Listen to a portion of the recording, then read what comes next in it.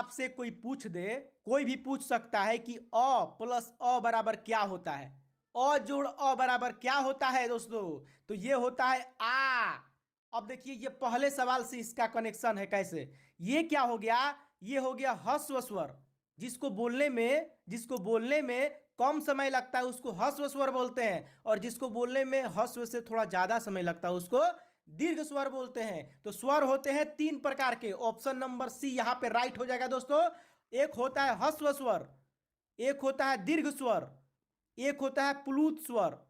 प्लूत मतलब बहुत ज्यादा समय लगता है बोलने में, जैसे कि ओम हो गया, ओम कितना लंबा समय लग रहा है, तो ये प्लूत स्वर हो गया। और ह्रस्व किसको कहते हैं, जैसे कि एकदम कम समय, अ हो गया, ई हो गया, उ हो गया, और इससे थोड़ा सा ज्यादा लगेगा समय, आ, दीर्घई, दुर्घऊ। तो ये आपका हो गया ऑप्शन नंबर सी। स्वर तीन प्रकार के होते हैं, ह्रस्व, दीर्घ और प्लूत।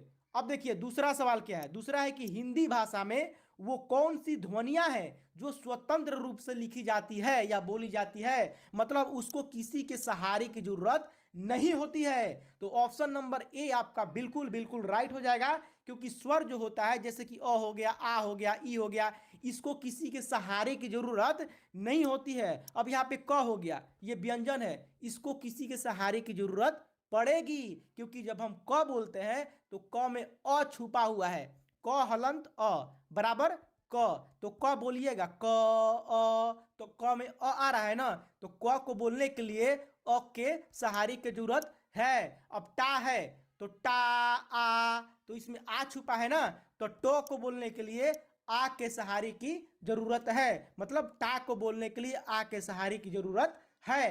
तो ऐसे कह सकते हैं आप, जैसे कि कु है यहाँ पे, कु, उ, इसमें उ छुपा हुआ है, मतलब उ के सहारे की जरूरत है। तो व्यंजन क्या होता है ना, स्वर का सहायता लेता है।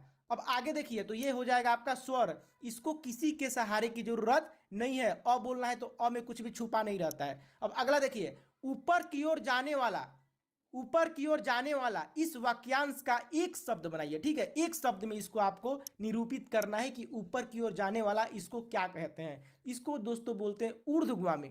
ऊर्ध्वगामी, ये ऑप्शन नंबर बी आपका यहाँ पे बिल्कुल बिल्कुल राइट हो जाएगा। अगला देखिए, संज्ञा के कितने भेद होते हैं, संज्ञा के कितने भेद होते हैं दोस्तों बताइए। पांच भेद होते हैं, व्यक्तिवाचक संज्ञा, जातिवाचक संज्ञा, भाववाचक संज्ञा, समूहवाचक संज्ञा और पदार्थ वाचक संज्ञा, मेटेरियल नाउन जिसको बोला जाता है, यानी कि पांच, ऑप्शन नंबर सी यहां पे बिल्कुल राइट हो जाएगा। राम ने श्याम को मारा, इस वाक्य में कौन सा कारक है। कारक दोस्तों आठ प्रकार के होते हैं, कर्ता ने, कर्म को, करण से, संप्रदान के लिए यानी कि संप्रदान को के लिए, आपादान से, संबंध का की अधिकरण में पेपर, संबोधन है वगैरह, तो ये आठ प्रकार के होते हैं। तो इसमें क्या छुपा है, ने छुपा है, ने छुपा है ना, तो कर्ता ने ये फॉर्मूला है, कर्म को तो ये कर्ता ने हो जाएगा, यानी कि ऑप्शन नंबर ए आपका राइट हो जाएगा यहाँ पे। अगला है कि गणेश में किन किन वर्णों की संधि हुई है, गणेश में किन किन वर्णों की, वर्ण पूछ रहा है। अब यही सब पूछ रहा है, ठीक है, यहाँ पे शब्दों की संधि नहीं है, वर्णों की संधि है। तो वर्ण मतलब जैसे कि यहाँ पे गण अगर कह देगा कि संधि विच्छेद क्या होगा गणेश का, तो गण जोड़ ईस हो जाएगा, दीर्घई, ध्यान दीजिएगा दीर्घई वाला, हर्षई मत दीजिएगा, ईस में हमेशा दीर्घई होता है। तो गण प्लस ईस ये संधि विच्छेद हो गया, ठीक है। लेकिन किन किन वर्णों की अगर कहेगा तो ड़ में क्या छुपा है, ड़ में अ छुपा है, ड़ अ, तो अ छुपा है ना यहाँ पे, और ये इस में ई में क्या छुपा है, अ प्लस ई, दीर्घई छुपा है, तो अ प्लस ई यही वर्ण है आपका दोस्तों, ये वर्ण है, इसको वर्ण कहा जाता है। तो ये किन किन वर्णों की, अ प्लस ई, तो ये ऑप्शन नंबर बी हो जाएगा। अब यहाँ पे दीर्घई होगा, क्यों, क्योंकि ध्यान रखिएगा एक बात, जहां भी ईस आता है, गणेश, नरेश, सुरेश, महेश, तो वहां पे क्या होता है कि दीर्घई वाला रहता है, ठीक है। और जहां पे जैसे इंद्र होता है वहां पे हर्षई रहता है, जैसे नरेंद्र हो गया, नरेंद्र, तो आप कहीं भी किताब में देख लीजिएगा तो नर जोड़ इंद्र होता है, और इंद्र जब रहेगा ना तो यहाँ पे इस पर ये टोपी नहीं रहेगा।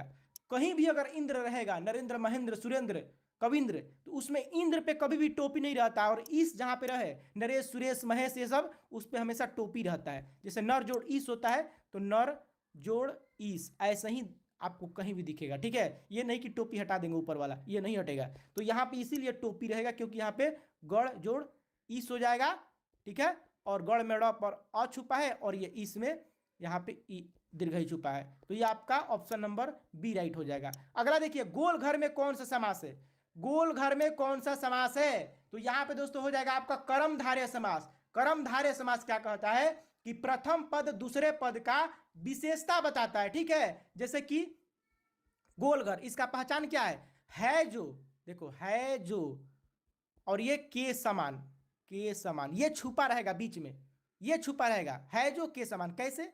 गोल है जो घर, बीच में है जो छुपा है ना, है जो, तो ये है जो छुपा रहेगा या के समान। के समान कैसे? जैसे कि मृग नयन लिखा है, मृग नयन, तो मृग के समान नयन, तो बीच में के समान छुपा है, तो है जो और के समान अगर छुपा रहेगा तो वो कर्मधारय समास होता है। यानी कि प्रथम पद दूसरे पद की विशेषता बताता है। प्रथम पद क्या हुआ? ये हो गया आधा प्रथम पद, ये हो गया दूसरा पद। तो प्रथम पद क्या करता है? दूसरे पद की विशेषता, यानी कि घर की विशेषता बताया जा रहा है ना, कि गोल है जो घर, ऐसे करके। तो ऐसे ये क्या हो जाएगा? कर्मधारय समास। बहुब्रीहि थोड़ा सा अलग होता है। बहुब्रीहि में क्या होता है कि दोनों पदों की प्रधानता न बता करके किसी तीसरे पद की ओर ये इशारा करता है। जैसे कि नीलकंठ हो गया, तो नीला हो कंठ अर्थात भगवान शिव, ऐसे करके। और इसमें ज्यादातर भगवान का नाम ही होता है, ज्यादातर देखिएगा, लंबोदर, गजानन, ये सब रहेगा। द्विगु में क्या होता है? संख्या पूर्वे द्विगु, मतलब त्रिभुज, त्रिकोण, ये सब रहेगा। द्वंद्व समास क्या होता है? माता पिता, माता और ये पिता, बीच में माइनस का चिन्ह रहेगा, ठीक है।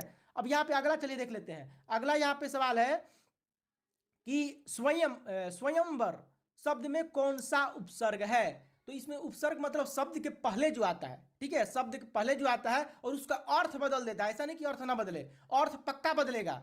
अगर उपसर्ग लगेगा, सही उपसर्ग है तो अर्थ बदल जाएगा। तो ये क्या है?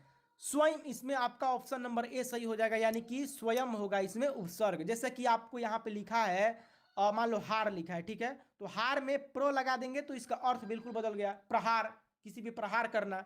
अब यहाँ पे हार लिखा है, ठीक है, हार, इसके आगे कौन सा उपसर्ग लगेगा जो एकदम से शब्द को बदल दे, उसके अर्थ को बदल दे? तो हार लिखा है तो आ लगा दीजिएगा तो आहार हो जाएगा, शब्द का अर्थ बिल्कुल बदल गया। दिन लिखा हुआ है यहाँ पे, ठीक है, शब्द का अर्थ बिल्कुल बदल जाएगा, प्रति लग जाएगा तो प्रतिदिन, डेली, मतलब ये प्रति क्या हो गया? इसमें उपसर्ग हो गया।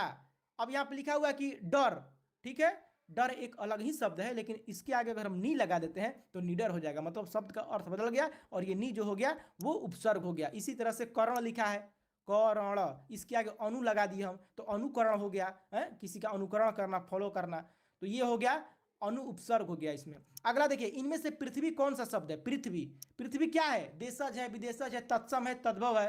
चलिए बताइए। तो दोस्तों यहाँ पे पृथ्वी क्या हो जाएगा कि तत्सम शब्द हो जाएगा। क्यों?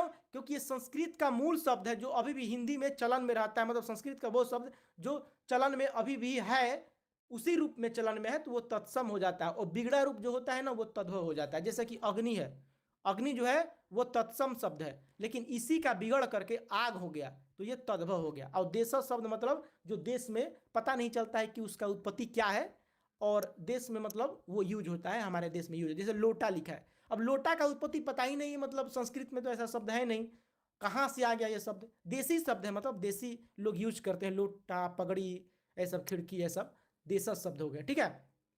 तो का उच्चारण स्थान क्या है? ऋतु लसानाम दंता, इसका फॉर्मूला होता है ऋतु लसानाम दंता, ऋतु लसानाम दंता, मतलब कि त थ द ध न री, ये सब क्या होता है?